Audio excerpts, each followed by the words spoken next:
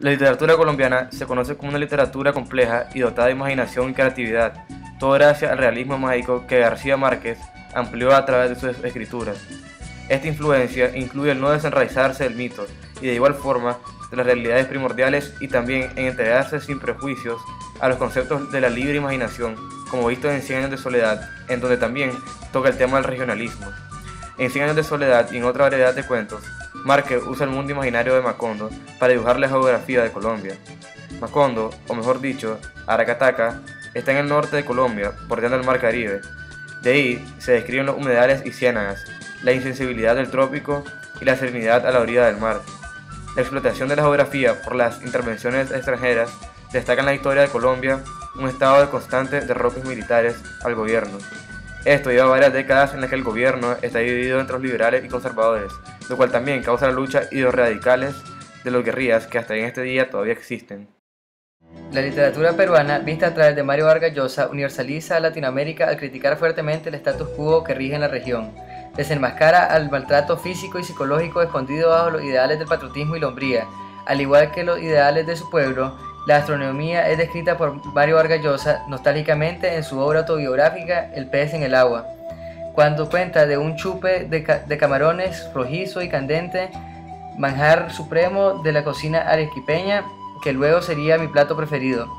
Llena de platos que fusionan la gastronomía española, precolombina, japonesa, china y africana, la cocina peruana es la única en el mundo que mezcla sabores de 4 continentes.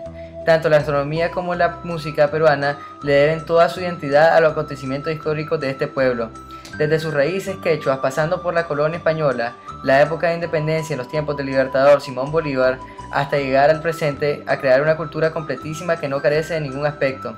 La historia peruana heredó una política dinámica, sin embargo, esta política que tiene sufre de un problema que comparte con otros pueblos de Latinoamérica, que luego de haber sido independizada de la corona, sufrieron de corrupción crónica y en el presente seguimos lidiando con estas secuelas.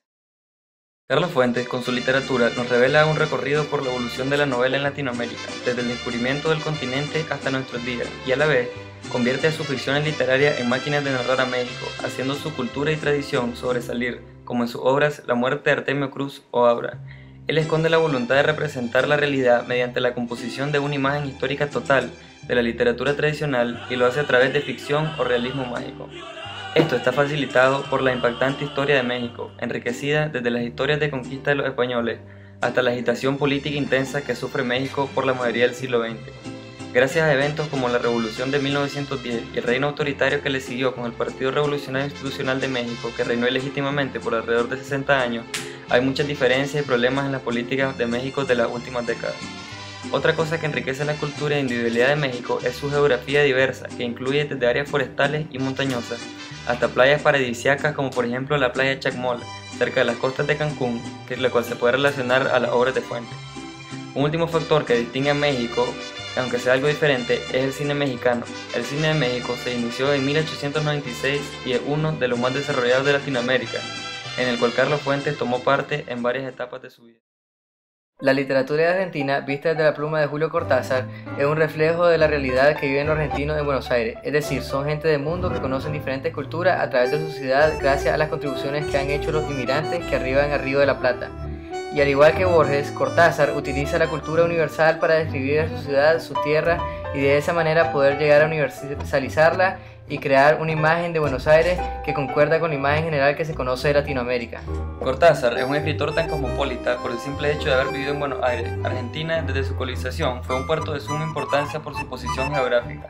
Luego de la independencia de la corona, este puerto fue el punto de mayor movimiento económico en el país y punto de encuentro para los miles de inmigrantes que arribaban a Buenos Aires.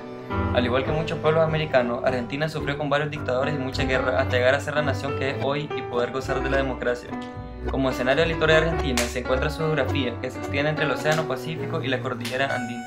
En su mayoría se compone de pampas donde se genera toda la producción agrícola del país. También es compuesta por la Patagonia, un desierto helado que contiene varios de los paisajes más imponentes del continente. Con las pampas como la cena, la gastronomía argentina está compuesta principalmente de la carne de la mejor calidad, vinos de excelente sabor, panes utilizados como guarniciones y lácteos en el postre. El asado argentino es internacionalmente reconocido y aclamado por miles como la mejor carne vacuna del mundo.